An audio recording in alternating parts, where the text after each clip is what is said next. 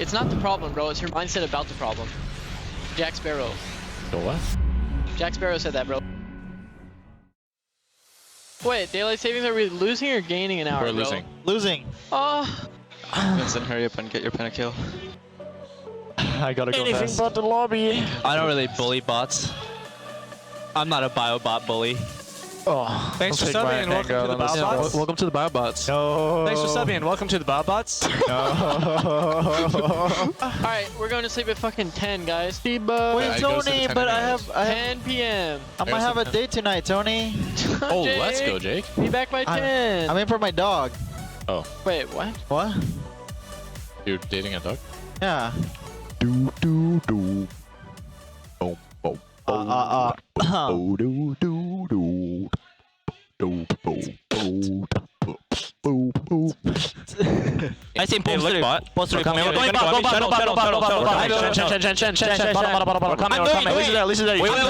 We're gonna win this. Cody, go back mid, I think, and cover the wave maybe. Use it pick more. Use it pick more. I get at least. I killed my E. Okay, oh nice. Kill this guy. He has no flash. No flash. Nice. Holy shit, Eugene. Let's go, dude. Nice. Using Let's go, dude. Eugene. I'm coming. Watch. I need help, guys. I'm here. You know, For everybody. Alright.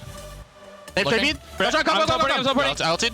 Bring us dead. Jason He's gonna go me. Jason flash. Yep. I exhausted Renekton. I'm gonna die. I'm helping you. I'm fighting. Dead, I'm dead, I'm dead. Too late. Fighting. Coming. Nice. Try not to. You can suicide. Actually, we can suicide. That's good. That's good. Can you take that double lift? I don't think you can. I gotta execute. Oh fuck. Holy shit. Oh, another execute. 2x. Okay. Double execute. Imagine we are in kindergarten.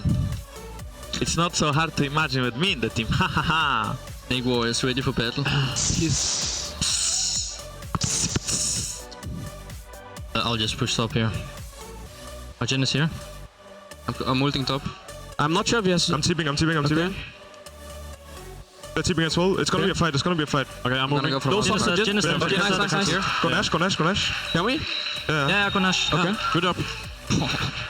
I West. Look at them. Let's go. They have summoned us. Tipping in. They're tipping. I'm coming as well. We can dive. Take it slow. Back. Stop. No, take the turret. Okay, I reset them go mid. I can flash. Now. I Salas. Nice. I got it. We can kill them. I look it. Okay, I still have look it. What about Cop, Caitlyn? Tribute to Cop. You know they made that skin for me. Yeah. You modeled it well. Yeah. Jensen, Yeah? you wanna ban Lige at the blue side? On blue side? Yeah. We don't have to, but we could. I actually don't think this guy knows how to play Rice.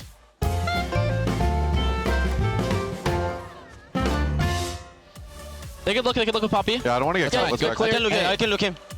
Yo, Poppy's gripping. I'm coming up, guys. We are no flash. Hey guys, I'm coming late. I'm almost there. Yeah, I'm dubbing Graves. I'm looking for Ari. I'm here, guys. We can fight. Okay. You're fighting. I'm here. We killed Ari. I got caught. Kite back. I'm on Ezreal. Kill Ezreal first. Get him back. We can go. Go. I'm gonna ulti Victor out. End the game. Hit the tower. Play with Trevor. Hit the tower. I'm defending. Hey, they come in. Wait the fight. Yeah, kill Rengar. Go Rengar. Rengar. I stun Renekton. I'm gonna ulti. Watch. He's off the Victor. No flash. Alright, good job, guys. Alright, we got it.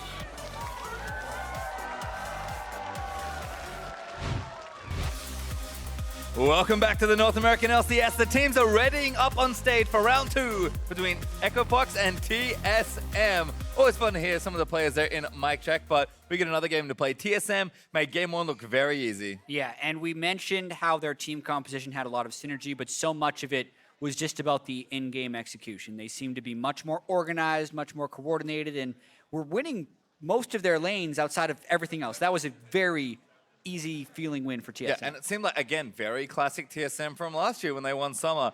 Pick winning lanes, push them consistently. Svenskeren invading and getting hilariously far ahead. That was missing from the general plan for TSM, but Sven still got a massive lead. He was fully enabled by the team comp they chose. And again, I think TSM played very well together, made it much easier on themselves, given the draft path kind of set out for them. And EchoFox, they need to adjust something here because they needed to win early and win hard. And they just couldn't do it at all with the picks they had. Yeah, Echo Fox is in a really difficult situation, and it's not like they're up against an incredibly forgiving team. They have been struggling as of late, and it doesn't seem to have help right around the corner. Well, we'll see what happens here. Wonder if things will change here in the draft. Camille, the first ban for Echo Fox, as we get into it for game number 2. Don't think TSM will change up too much here, although Red Side will have some differences. Be interested to see what Echo Fox kind of prioritize. I feel like Lulu at some point is going to get banned, although I think TSM will do that for them at least on this side. Yeah, you would think that Lulu is a first pickable champion at this stage in the game, so Echo Fox shouldn't ban it unless Gate is unwilling to first pick it for whatever reason. Fairly similar bans to game 1. Yep, Vladimir banned again, so that's going to get taken away by Echo Fox. Bjergsen's been one of the few players that's really been playing it. I feel like maybe a third of the mid laners here in the NALCS have really picked up Vlad, but certainly a strong champion. Something that Echo Fox maybe don't have as much experience with. TSM, they're keeping it standard, banning away that Malzahar. I imagine Lulu follows for them, but Echo Fox actually banning away the Nautilus, so one of the biggest champions for Haunter now taken away as well. Yeah, I mean, Haunter has been so effective on tanks this split. It had been the Maokai. Maokai's received some nerfs, so it turned to the Nautilus in that last game. Not was a big playmaker, but what's super interesting here is we just had that big discussion about Lulu. Yep. When Echo Fox bans the Nautilus, they're almost trying to set up the Rumble that can't get easily punished. Hard to imagine TSM not taking Lulu on this rotation. Yeah, I mean, Rumble's a good champion here, but not sure Echo Fox want to trade it for 2 other champions, so I imagine one of them is going to be Lulu. Haunter's having some fun. Haven't seen his Aurelia in a long time, even though once upon a time it was a decent matchup. There's the Lulu we expected. That's not the pick we expect next. But I mean, Caitlyn's an option here if TSM want to take that away. Rengar also good. TSM going to lock that in. Yeah, I mean, the only thing that TSM would be disrupted by if they pulled together the same type of team composition is the fact that they don't have the Nautilus. They can still do all the other stuff that works so well, and even after losses many times this split, TSM hasn't varied their team composition for a series. So they're absolutely ready to re-rack and play it again. I mean, we'll see what they do here, because Lee Sin Ezreal means it's identical looking for Echo Fox so far. TSM might lock in their AD carry, but they've got a decent number of options.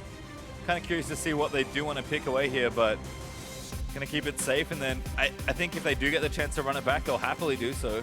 Yeah, the Caitlyn is also available that they could pick here if they really wanted to do the Lulu Caitlyn that everyone else has been doing, but they're going with the Ashe this time. One thing I noticed about last game is Wild Turtle's hawk shots were actually really effective. Yep. The way TSM played around it, that's not something Caitlyn would bring. And TSM as a team doesn't look to that bottom lane to win in most of their games.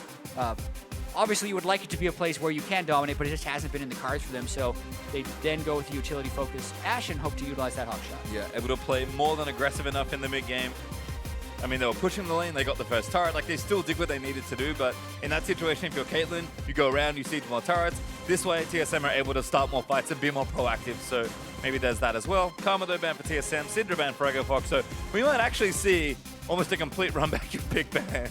Yeah, I mean, that's what it's trending towards. The bans have been remarkably similar, even though they've switched sides of the map. I can absolutely see TSM going with Maokai Orianna instead of Nautilus Orianna. Yep, that's true. And the thing with the Echo Fox team last game is, yes, they fell behind, and it's always going to look worse when you're behind, but the actual initiation and who is going to make the plays for you is fairly limited onto Froggen. So the fact that they've gone straight back to those champions means they think it was more a matter of the play and not the team comp. Well, looks like a tank is on the horizon for Haunter.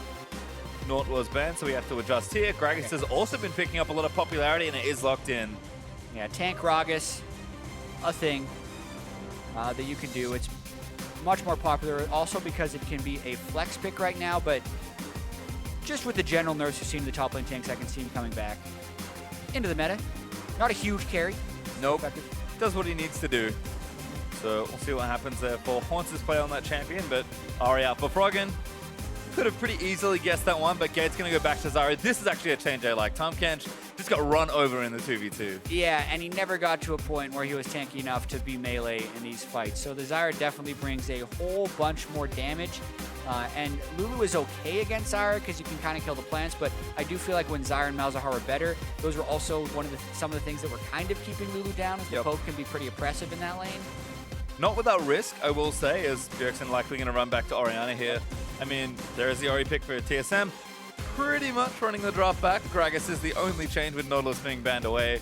But I think, yeah, for Echo Fox, just a little bit more playmaking where they need it. Keith on another safe AD carry. Arcadian and Froggen can still do their thing. Loop is on a comfort pick that is very strong in this meta. Gate's been the other big playmaker to me for Echo Fox. He usually gets stuff going. He's a big voice for the team. He's kind of a cheerleader, which I think a lot of supports turn into in some ways for their teams. And like Echo Fox just need, if they're going to play the way they did in game one and just try and really steamroll early, just give themselves more carries, and this is kind of that. Yeah, they're trying to make it so anyone can potentially do damage, and it also gives their bottom lane a little bit more kill threat and hopefully a little bit more pushing power to give Acadian more freedom with where he goes. But looking at the team compositions overall, Paster Time, 8 of the 10 champions that existed in game one exist in game two, and that game wasn't even close. So a lot of times I do prefer when you see a larger mix-up between games 1 and 2. But even TSM, when they're losing game 1, are just as likely to keep with the same thing. So I can see why teams want more practice on a pick or have scrimmed well with a set of champions that they're willing to pull back to them. And I think that's what Echo Fox is doing. Well, we'll see what happens. If they can get themselves a better start, that's always the way Echo Fox want to start their games. I think I have to look to Arcadian here. Got continually tracked by Wild Turtle and his hawk shots. TSM had very smart wards to make sure they tracked the jungler, and he just never got off the ground. Even when he invaded and found Svenskeren, couldn't get that kill either. So like, yeah, Arcadian was just put down the whole game, and then the one opportunity he got turned around twice by a Frost Room for the second one, didn't convert the kill on the first one. Arcadian needs things to break his way a little bit more this game. Yeah, and everything was breaking for Arcadian at the start of the split, where he was getting first blood in pretty much every game he entered, and it's pretty much impossible to maintain that level of success, but I actually feel like some of that has negatively impacted Acadian, at least at this point in the split, because since he was so successful going for so many of those early ganks, it's almost over-prioritizing his mentality to go for these plays early on in the game when they may not actually be there. This is interesting there. Froggen and Bjergsen actually meeting very early on. That's because TSM are busy invading for some deep vision once more. Again, that deep Raptor ward's going to be put into that brush and give them the early info. And TSM also warded up their Raptor side here. Looks like Honso's scouting out for Looper as well. Doesn't have his trinket, but he's going to face check once again. Should feel pretty happy about this though. Gets the barrel down, although Acadian actually might be able to turn this around. Q is going to land Haunter, man. He probably has to burn the flash. Thunderlord's going to proc. He's just going to get burnt down. No flash will follow, but Haunter once again will start without flash. Hard mode, legal edge. You got to stop doing that, Haunter, really, because he's not gaining anything by running into that brush. Technically, they know where Acadian and Looper now are, but the flash burn is just not worth it. It puts his early laning phase in such a disadvantage. And again, Echo Fox still got the ward that they wanted, so they just hung out in the tri-bush. Maybe they don't get that. Instead, Echo Fox get a flash and get the vision down that they need, so definitely a curious start there for Haunter, but he'll return back to lane. Shouldn't miss too much here. And Sven's going to start his Raptors without help, although Bjergsen is going to do a little bit. I think he actually... No, he didn't get one. It was close, though. But again, not a great pull. One thing that you normally do with top lane Gragas, if you want, is to leave a barrel on that camp at the very start and then still make it up to top lane so you can leave a barrel on the rift for so long before exploding it and give a really powerful pull to Svenskeren. But because they couldn't give that much of a pull, he's doing a much more standard low health clear, which is what usually happens to Rengar, especially on this patch since his base armor was nerfed. Svenskeren, not very healthy run to the jungle here. See if things change in the bottom lane 2v2. Looks like Bifrost and Wild Turtle already off to the early push advantage. Lulu Ash is pretty good at that, so that all makes sense. But curious to see if Gate can kind of turn things around a bit more in the lane. Is that a new Zyra skin? Yes, that's Dragon Stalker Zyra. Yeah.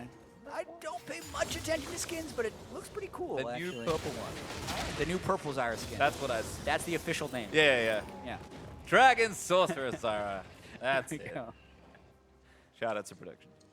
Is Svenskeren going to hang out with the Scuttle Crab? Nope, walks past it, wants to find Arcadian. Tricks me, hops back onto it.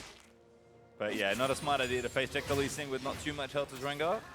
But making sure they secure vision over here. Look at these cool new spell effects. Okay, we can stop. I'm done. Yeah. either way, they're still getting shoved in that bottom lane. Nothing much doing early on in the game, right? Svenskeren doing the full clear, was unable to pull off anything quick. Acadian also not going for the early ganks at all. Complete change from what he did in the last game. We'll see if he does something on the second rotation. Nice bop there from Honza. Does manage to get Lupa with, I think, the max range of the body slam there. Also curious to note that he has gone Grasp of the Undying, so maybe looking to fight a little bit more. We've seen quite a lot of Grasp. Code of the Colossus on Gragas instead, but Honza opting for a bit more combat effectiveness. And Bjergsen and Froggen continuing to trade. Bjergsen kind of ran away with this lane eventually, but we'll see if Froggen can maybe call for some help and get a bit more damage done. Yeah, the Grasp is definitely better in the laning phase for Haunter, which isn't a great one, to be fair. Rumble does a lot of work against melee matchups, and Gragas not as naturally strong in lane early on as the Nautilus against Rumble, so even forcing him back. Svenskeren is here to stop, though. Yeah, Sven is here, and now they immediately pull out of the dive. Double belly slam, though. Slow down onto Acadian. Sven, he's going to flash forward, but Haunter still to clear the last minion out. I think they thought they were going to land a turret shot, but Echo Fox get out. Yeah, that was the big thing. If the timing was any different in that situation, the dive was just about to begin for Echo Fox, and if turret Egger would have been grabbed, that would have been a kill over to TSM, but instead, it is just the junglers trading flashes. Ooh, Total getting rooted up. Damage now going to come out from the Zyra plants. Firefrost pretty quickly kills him with the Glitter Lance, but you can see already this lane matchup just looking a little sturdier for the Echo Fox 2v2. Jungle pressure going to continue, though. Acadian still trying to find the Rengo. He's going to spot him, but Sven finds him first. Acadian doesn't have a flash, and now Sven's going to keep chasing. Bjergsen first to the area, but Acadian away with the speed train. Sven instead just gets that control ward, and he's going to take that ward down as well. Yeah, good vision control in the river, but outside of that, not much doing. It will also potentially give Svenskeren a bit of an XP advantage because Acadian has to recall to base yet again before he can get a solid buy off. Looks like Haunts is going to have to go back early, though. 10 CS down, likely going to TP back to lane, so Lupa feeling pretty good about the early lane phase, and I do like that Acadian went up there. Again, Sven, great timing to deflect that gank, but things, again, just kind of evening out. That means that the advantage Lupa has in lane, he'll carry for a little while longer. Haunting guy's now picked up for Rumble, so he's going to feel good there, and Haunter actually delayed his recall here, going to get a few more creeps and then go back. Maybe looking at a more specific item timing. Yeah, he'd love to have enough to get a Spectre's Cal, and I think that's what he's going for right now in the lane, and should be able to shove that into the turret. So still, that slow and conservative early laning phase, and if we look at the way the first game played out, that does still favor TSM just because of how strong their 5v5 teamfight is with the tank line and the shielding they can offer with Ori and Lulu. Well, can't quite get to the Cal, doesn't feel safe enough, so a second Doran's ring for Haunter. And then he's got those two pieces, the Null Magic and the Ruby Crystal. Did TP back to lane. Lupa held on to his, so that's kind of the trade summoner spell-wise, as Biofrost continuing to take pokes, but looks like Keith's already backed away. Needed the early tier, has the call now as well. Biofrost though snared up. Ignite for K. This could be first blood to the support. He shields himself, and there's not quite enough left to burn through. Yeah, I mean, really just trying to get that wave into the turret so they could go back and buy, and we've seen a lot of supports even die when trying to do that. Good attempt on the punish from Gate, getting two summoner spells, or a heal for his Ignite, rather. Good stuff there. Biofrost had 25 actual health left by the end of that exchange. Of course, the shield helping out quite a lot there. But no first blood given over just yet. And these are the kinds of things that Gate can do on that pick, so it's kind of why I like the shift, although Svenskeren now going to return the favor after Acadian's attempt in top lane. Not level 6 for the Rengar, but Haunter does have his ultimate. Yeah, so the potential to put Looper in a bad situation, but not nearly as fed as they would want to be. I think Svenskeren mainly up there for counter gank. You can see the control ward in the tri-bush there, kind of spotting any obvious paths. As Froggen is going to go ahead and take his blue buff. He got the last one stolen in game 1, so things looking quite a bit better. Bjergsen doesn't have his just yet, but not too worried about it. Should have plenty of mana with that lost chapter, and Blue's going to be coming up soon enough for Spencer move over there and donate. So again, kind of just a tame start to this game here. Bottom lane again, dueling. Level 6 maybe has an impact here in an all-in, but I'm not sure Total really wants to get that aggressive with it. I mean, Biofrost does have Ignite, so yeah, there are possibilities. There are, but also knowing that they're down teleports on the top side, they have to be pretty careful with what they engage on. And not to mention keeping Gadar pushed in for a lot of this lane. So Sven gonna try it onto Froggen again. Haunter actually pretty far forward, but Lupa was, hiding in a brush. Gonna try burn down, but the wave's actually in Haunter's favor. Sven gonna go back in. Froggen looking for the all-in. Almost gets the kill, but Arcadian's here, and now that's Sven Skaren having to move out of the way. Does get the arrow onto Froggen, but Sven cannot follow up. Yeah, I mean, essentially Froggen landed so much burst onto Bjerg that entire game was turned around early. Sven Skaren just the overly patient strategy, really, but it ends up paying off super well, also getting harassment down onto Froggen. Yeah, had just enough ultimate left to try and get damage in, but Bjerg blew both his summoners to live through that, and Turtle had to commit his ultimate, so Arcadian now going to get spotted. Might have thought about lining up a dive. Monster and Lupa going to get aggressive once again. Don't expect anyone to really die here 1v1 in top lane. And now Blue back over to Bjergsen. Probably going to go back, finish up that first item, and feel a bit better about the lane after Froggen's initial kill attempt. Arcadian's kind of hanging around, does have his ultimate, but I think it's for information more than anything else. So you can see, Bjergsen just got charmed there. Yeah, I mean, he cleanses as well as having to flash away because Froggen may have followed into a Lee Sin follow, who then would have been in range for a flash kick, which is why he decided to jump back. But Boss going over. Now Arcadian's on the wrong side. TPing from Echo Fox. Haunter doesn't have his, but Arcadian already getting burnt down. Ezreal ulti, not quite there. And now Turtle's just going to run back in. Arcadian looking for the kick, tries to outplay Bifrost, doesn't quite have enough. And first blood goes to Sven Skaren. Such a close move. It looked like Haunter interrupted Luper's teleport with an explosive cast as well. But that was Arcadian just trying to desperately make it out of a really rough situation. The blast cone play that put him inside the Grump jungle really put him out of position, and they were potentially prepping a dive, but once again, Sven Skaren was there to shut it down. And that's first blood over to Rengar one more time for TSM, and there's the Warrior enchantment now completed. Sven Skaren, already you can see, I mean, the farm, it will lie to you. There are varying amounts of total creeps you get in the jungle camps, but certainly there's an advantage for Sven. Yeah, it's roughly 800 gold right now, and you get 400 from the first blood, so still out farming. Watching this again.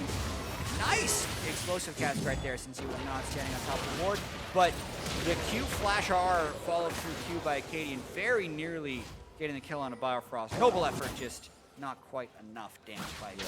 Good flash from Bifrost to get out of range of Tempest. Now Bjergsen is going to chill out. Does have a null magic mantle, so might be itemizing a little more defensively early on. Merc Tread's certainly a good buy versus Ari, but we'll see if he does go all the way to something like a Negatron Cloak and then eventually an Abyssal. But I mean, pressure is here, but Bjergsen able to pretty easily dodge out these ganks. Gate and Bifrost though going to have another exchange, but Bifrost ready this time. Good early scan just to make sure Kate wasn't trying to kill him again. Yeah, a lack of vision in the river by TSM, which is why Bifrost is coming through and trying to regain it. He's successful in getting a ward down, but he takes a bunch of damage from those annoying Zyra plants that still exist. Still annoying. I mean, Zyra certainly dropped like very heavily as far as overall play goes, but the power of the champion is much the same. And again, a very tame early game. TSM up, still 1,300 gold.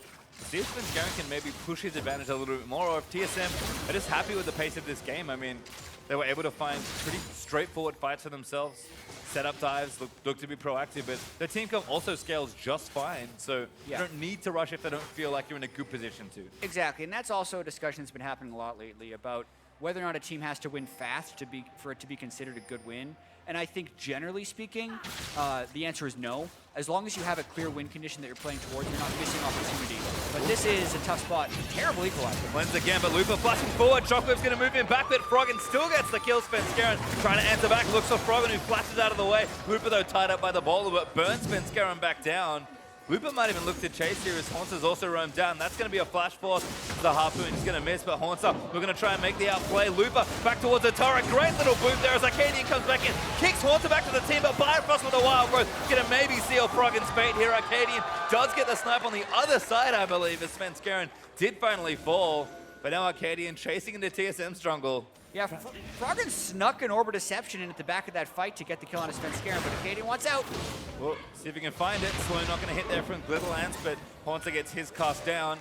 And Arcadian hasn't too many places to go. He's going to run towards Keith, but I'm not sure Keith has enough. Heal actually might be able to save him, but now Keith could be in trouble as they're going to look to take him down. Oh, no. Ezreal's been ignited. There's the flash burner. Haunter just will not be stopped. He belly bumps Keith and now looks for Arcadian. Gets the double kill with the cast.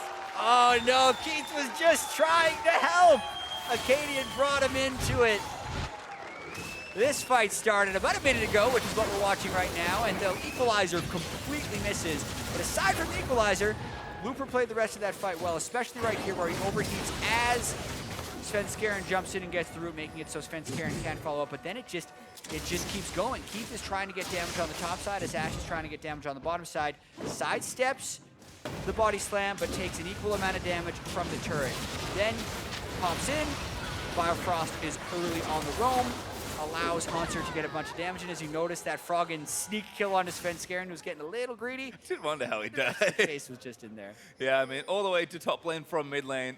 It was an extended little passage, but TSM do manage to get themselves a double kill. Haunter all of a sudden has 3 to his name. Raptor's going to be contested there by Froggen, who I think picked up a few little ones, but TSM once again off to a pretty good gold lead, approaching 4,000 at 14 minutes in. Yeah, just like that after a nice series of events. Another fight happening in the mid lane. I'm gonna miss, TP in. Looper already locked down, does get the equalizer down to cut off the escape path, but Arrow gonna land in, finds Looper, he's gonna hit it, now Haunter looking for the alley, who gets Looper back in. Wild Growth for the extra knockup, and Bjergsen collects his prize. Looper goes down. Oh man, successful Asher, but the overall play actually doesn't give too many rewards. They've left the top lane completely undefended, and it's allowing Keith to take it down.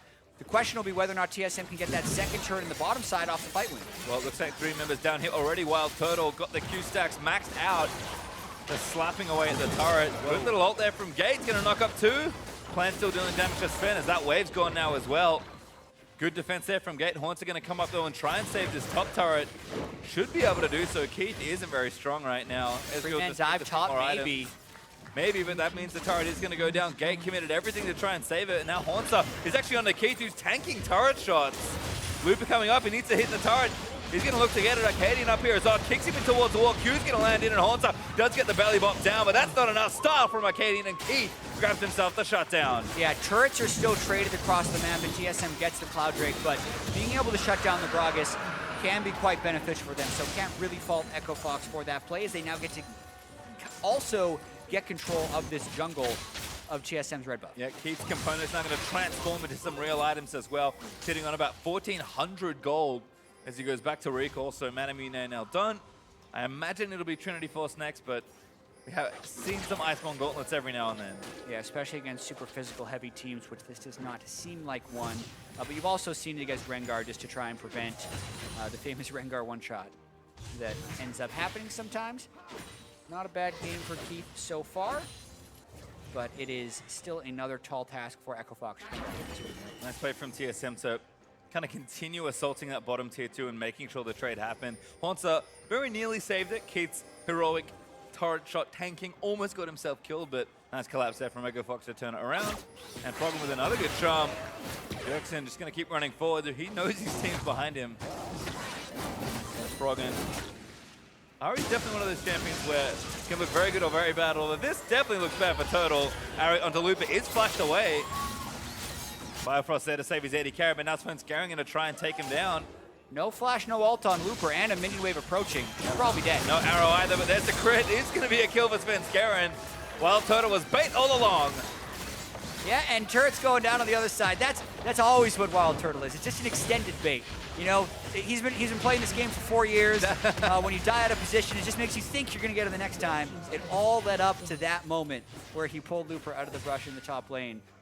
But just another one of those plays that is mostly a trade, and TSM slightly extend their lead. Oh, looks for Arcadian. Good knock up there from Gragas. It looks like Blue Buff's going to go over. Haunter not going to be able to take it. Arcadian smites it away. TSM still on the push here. Looks like both teams are actually just trying to knock down turrets here. Echo Fox have decided, you know what? Don't really like fighting TSM head on right now. We're just going to try and take gold away and at least get some trades for ourselves.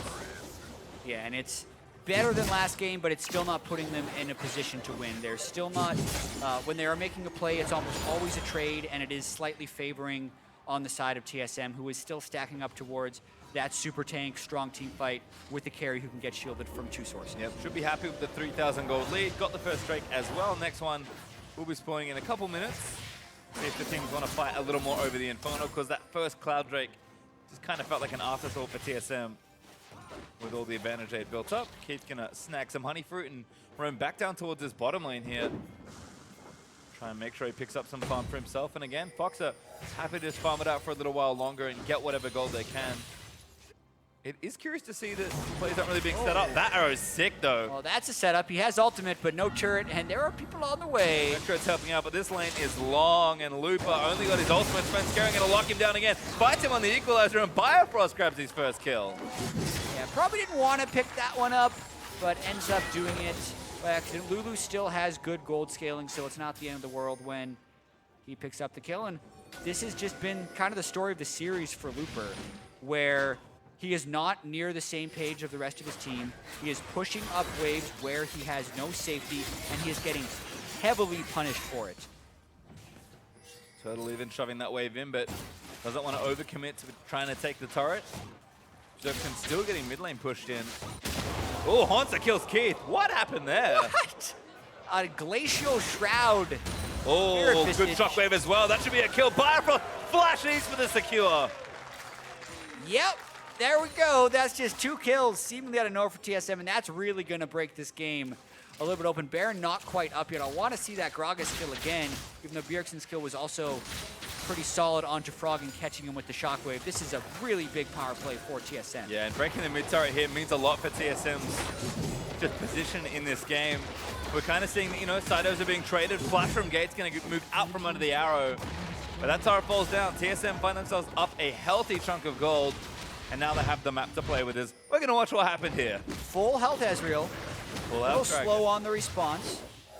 But still doesn't end up with the Q. But the fight just continues, and he's getting multiple grass procs. Keith laid on the flash on the barrel. Heals into a wall. And then as he tries to blast go, he gets the final hit.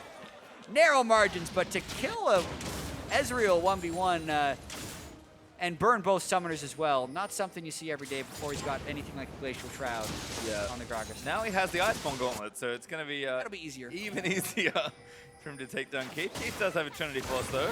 Probably going to get eat up there and slowed by Biofrost. Turtle already with 2 items completed as I hear a Rengar ulti. Svenskeren looking to hunt down a few members of Echo Fox. Finds Kate! Effortless kill there for the Rengar. Shields to keep him safe, and again, Svenskeren's just, he's been on like a hunting trip this whole series. Yeah, this has been a downward trajectory in this game. It's turning into looking very similar to Game 1 Pace Your Time. And this Echo Fox team is just not having the games they want to have, still trying to make something happen. Yeah, TSM though continuing to just play well defensively. By Bjergsen, threatens with the shockwave. And Echo Fox going to be forced back towards this tier 2 turret. Shockwave also here for a potential Siege Breaker, and now Haunted is onto Arcadian. They're going to try and combo him down. Svenskeren on a killing spree as he gets another frog, and already committed the ulti. He just does charm Turtle, but the turret falls down, and Echo Fox cannot follow up. Yeah, now ballooning to 7,500 gold plus the Infernal Drake. TSM, we were talking about how they had that slow early game, but they are making a lot of these plays which are very low risk. They're just finding the mistakes from Echo Fox and punishing them again and again, and it's then turning into higher percentage plays, which have higher rewards. Yep. And I think against a lot of other teams, this would be a slower game, but Echo Fox is making a lot of mistakes that are being punished by TSM. And they're certainly making more mistakes this time around. Yes, they're trying more, but it's also costing them when it doesn't work out. I mean, last game, TSM played very well together and just cleanly moved through the map and were able to just use their comp and find whatever opportunity they could, and they kind of got a lot of them with the leads they have. We've seen way more individual contributions this game from TSM, but that's mostly because Echo Fox are messing up rather than Haunter's like massively outplaying Keith in a 1v1. Yeah, and Haunter and Svenskeren are the main carries, and you know, Haunter did massively outplay Keith in the 1v1 if you're just averaging the play between the two of them, because Keith made a lot of mistakes in that 1v1, and it's not like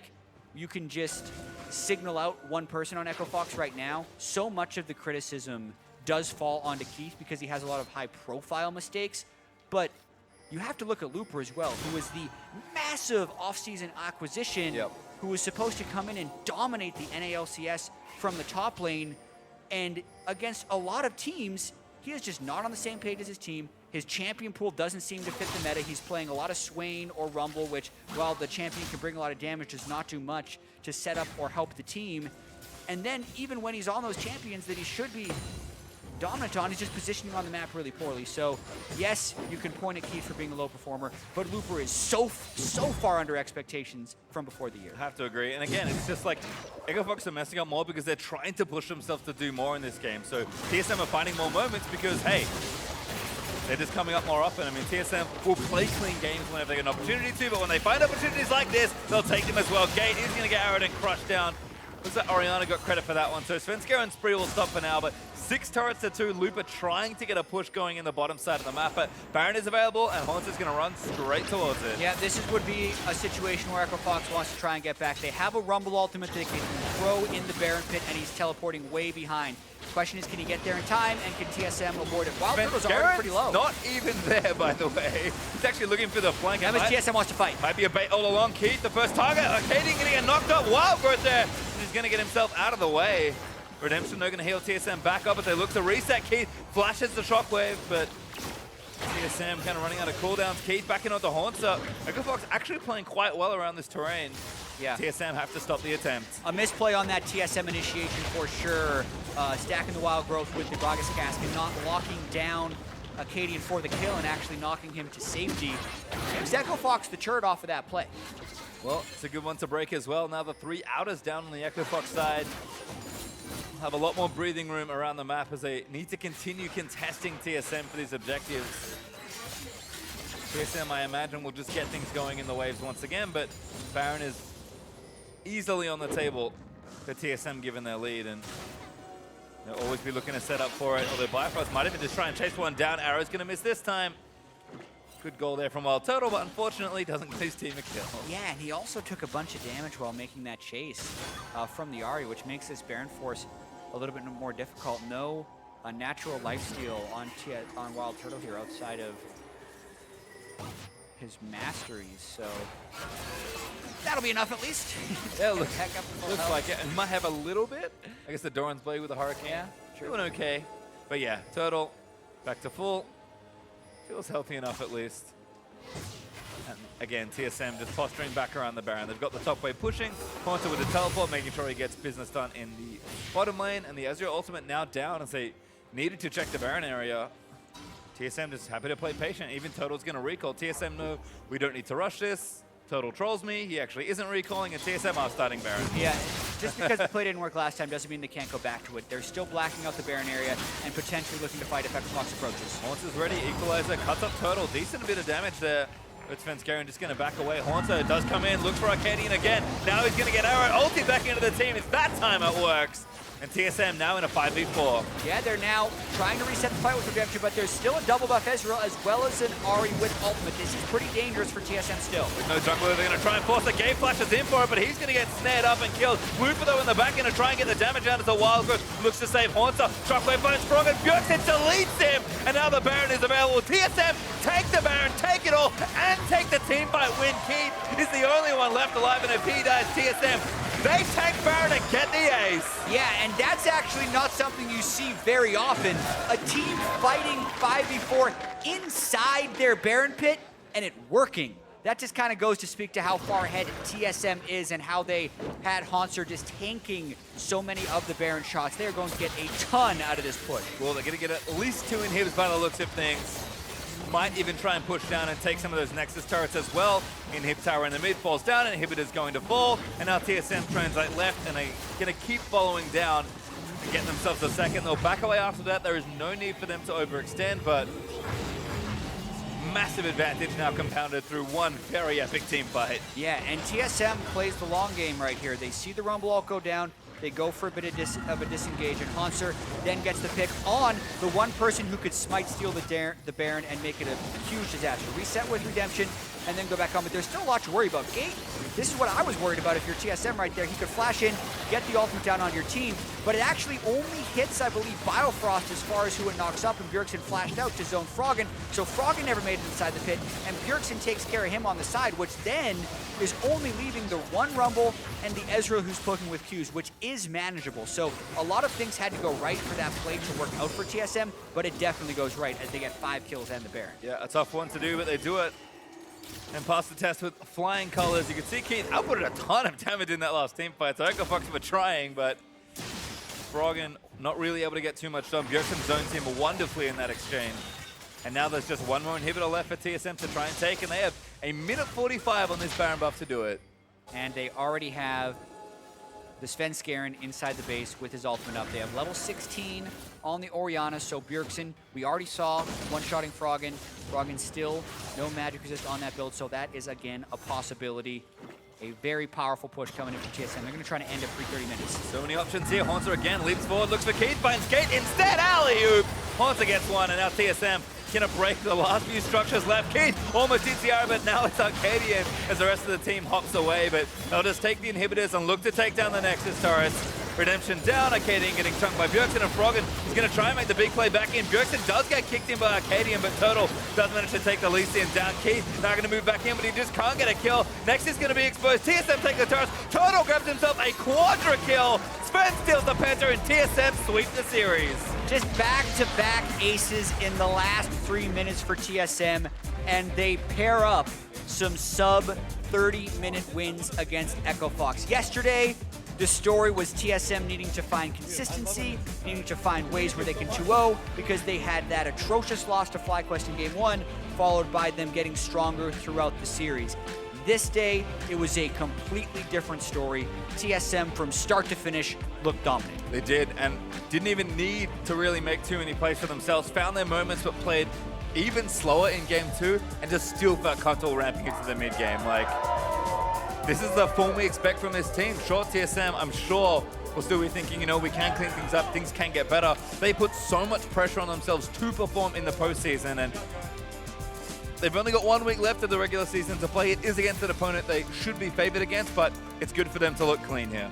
Yeah, it definitely is, and they already have had a 2-match win advantage over Cloud9 for that #1 seed. This pushes them within 1 game of clinching, or if Cloud9 loses a match next week. So TSM really wanted to get that #1 seed. That's what Bjergsen talks about. He wants to be dominant. He needs to be on a dominant team as far as almost what his happiness is concerned, and they are in a position to do that after their performance this week. Yep, certainly looking good. We'll take one more look at that big Baron fight, because that was really the turning point. I mean, a very difficult to manage fight. Yes, TSM were in a position where they were ahead enough to do this, but most teams would not opt into this. Yeah, exactly, and even TSM had tried to play like this before, which they then backed off of because they couldn't get a clean enough fight. But the absolute CC lock onto Acadian there, if he can't dodge the arrow in the first place, followed by this. Notice the Orianna ball zoning them out. Gate goes in, but Froggen actually goes immediately out, and Looper already has his ultimate down. So never did Echo Fox really get their AoE onto the squishy people, and Froggen just couldn't get through that zone once he walked away from the fight. That leads to the rest of this fight where TSM can just use their move speed to chase Keith down and complete the ace. Instant polymorphism from Biofrost. Like TSM, this is a team that can execute high-level stuff. I mean, again, in an advantage position versus a team like Echo Fox. We're not gonna, you know, it's not a huge play, but it is good to see these sorts of things. High risk, high reward, and they're rewarded. Exactly. This was a team that was first place in the standings against a team that comes in 8th place in the standings, so it's not too surprising that it was a 2-0, but TSM wanted to make this clean, and they did. Certainly looking good. But for more on that TSM 2-0, let's send it over to Freak and Mark Z. Thank you very much, Pacer Time. Great cast today. To you as well, chat. Let's talk about the fact that, hey, we got 2-0 win for TSM. They do tend to win Game 1s more often than not, but still, it was like a 55% win rate in Game 1, and they closed 1. Yeah, compared to their average game win rate, and then the Game 1 win rate much lower, but they were really dominant in Game 1. Game 2 is more or less the same thing, though it took a little bit longer to get online, obviously. But overall, I like the Lulu Rengar. I like what I saw of the draft. I like the Gragas play as well out of Haunter. I think Gragas is a champion that is going to slowly keep coming back more and more because of the flexibility to put it in the jungle position. And then I think it benefits teams who are well coordinated more. Like some picks like Maokai, like, oh, everyone is great with Maokai. Whereas Gragas is like, if you actually coordinate it well with your team and play team fights well, you'll see more return on a Gragas pick. Yeah, and I think that it's been nice that there is two sort of body slamming champions to deliver Orianna balls onto. Gragas and Rengar both. Basically point and click on somebody and like, all right, shock with this guy, he's CC'd for a little bit. And that's clearly worked out. I wanted to give a lot of props specifically to the fact that it felt like Svenskeren heavily outperformed Acadian. Acadian seemed to be like the one player that could keep EchoFox in games overall, and he got really blasted in the jungle matchup. I think it's a case where we saw at the beginning of the year, Acadian's like this god-tier player who was carrying EchoFox essentially through the early games and getting them enough leads that they could win. Here, this is some replays from game 1 where you see that if he gets controlled, EchoFox really struggles. So they see him go with that hawk shot initially. Here they see him creeping in the bush. Bjergsen playing really heavily down to the bot side here, able to dodge out the charm, and then he's safe. So overall, you see that it's very hard for them to get anything going. And then once again in game 2, he's spotted out really early on. Svenskeren runs into him. He still tries to make this play, almost gets it, but gets traded back. And this is after we saw Acadian go to the top side as well, trying to punish Ponzu with no flash. Sven countered that one out as well. So for most of the game, it was a lot of Sven following around Acadian and punishing him and stopping him from making the plays. And as long as you do that, it does feel like EchoFox loses games. Yeah, absolutely the case. And right here, you can just see, yeah, everyone's kind of walking over them. Sven gives away 1 kill here to Froggen, but doesn't really matter at this point. And then also I want to kind of malign Keith for really making these silly plays, right? You were talking about how like maybe he wants to walk in and give someone a heal to keep the guy alive, and then just face tanks a bunch of skill shots and dies for free. And it's kind of an issue. And this is a game where actually Looper did manage to get a lot of damage on the Rumble, but generally speaking, I was not very impressed with his play. I felt like there were some very poorly aimed equalizers, and it feels like an EchoFox team that is very fractured. You've got a lot of players heavily underperforming, or just at least getting beat by their opposite member. It feels a lot like they want to pick a lot of counter matchups and strong laners and hope Acadian snowballs them and they can win from there. And then when that doesn't happen, they just lose. So, Rumble, obviously extremely strong teamfight champion, but one of the best laners in the game right now as well. So like, all right, get him in a tank matchup. Hopefully Looper can win that, and then Acadian can snowball. And we saw the early visit up to the top side, gets countered out, doesn't work. You have the Orianna versus Ahri matchup, still Ahri favored. Yep. And they hope we can snowball there. And it just feels like those never quite work out for them. And then once Acadian doesn't get someone a lead early on, the EchoFox's shot calling and skirmishing does not match TSM's. Definitely doesn't. You got to give props to TSM for managing to outplay difficult lanes and do very well. And speaking of playing very well, Hanser, going to give player of the game to him. Big plays on the Gragas, great explosive casts overall. Most damage, most kills in the team. Honestly, some great stuff there by him. I think a well-deserved individual praise. I thought kind of all of TSM could give it. It felt like an easier matchup that took care of business. Han's getting the nod, though. Yeah, it was definitely a pretty team effort overall. Obviously, the fact that he lost his flash level 1, a little bit of a mistake, but sure. Svenskeren covered that well, and then after that, he was able to move around the map, make a lot of plays for his team. And for the most part, TSM looking really solid. Not really anything you can criticize too heavily in this series at all. Yeah, and I want to talk about the fact real quick that TSM have now locked in a guaranteed first round bye. They don't guarantee the first seed, though that's pretty likely. They're 2 or 2.5 matches above C9 at this point, so it's pretty likely for them to kind of guarantee that close to the end here. But EchoFox still in the running, although with their current shape, it seems very unlikely, but they can technically catch that like Immortals and FlyQuest sort of group right above them. But it would require, some significant improvements for week 9. Yeah, and I think when we talk about TSM getting that first round bye, getting between the 1 and the 2 seed right now feels pretty irrelevant, aside from trying to avoid P1 potentially. I think but even then, you don't know who is it going to be, P1 or C9. But avoiding that matchup is good. Yeah. But that's what you're really aiming for with getting that 1 seed. Right. Not worrying about the other 3 teams still trying to make the playoffs. Right. It's like you're pretty much either playing P1 if you're P1/C9 if you're the number 2 team. Those guys are playing each other no matter what. Yeah. Almost for sure in that semifinal. You assume that number 6 is going to drop there, and then it's like, okay, we're waiting for like CLG Dignitas basically, which feels like a much easier matchup than P1 or C9 would be. So that's kind of what you're fighting for. Never know. CLG, playoff CLG. Hey.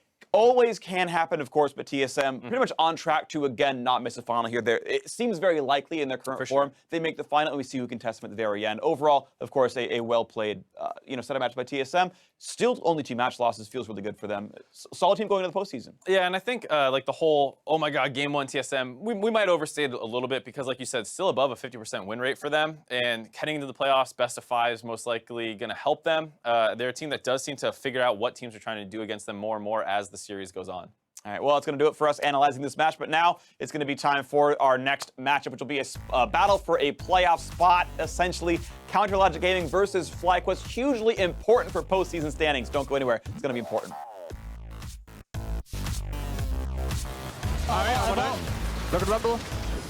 Kill Rumble, he's up. Kill Rumble, kill Rumble. Try not to burst down, I killed Darian. Kill Rumble. Alright, ban. Reset. Wait, Estro's no flash. Speeding you. I'm going top. Kill him mid, push mid. Rotate top after. We get 2 clips. Yeah.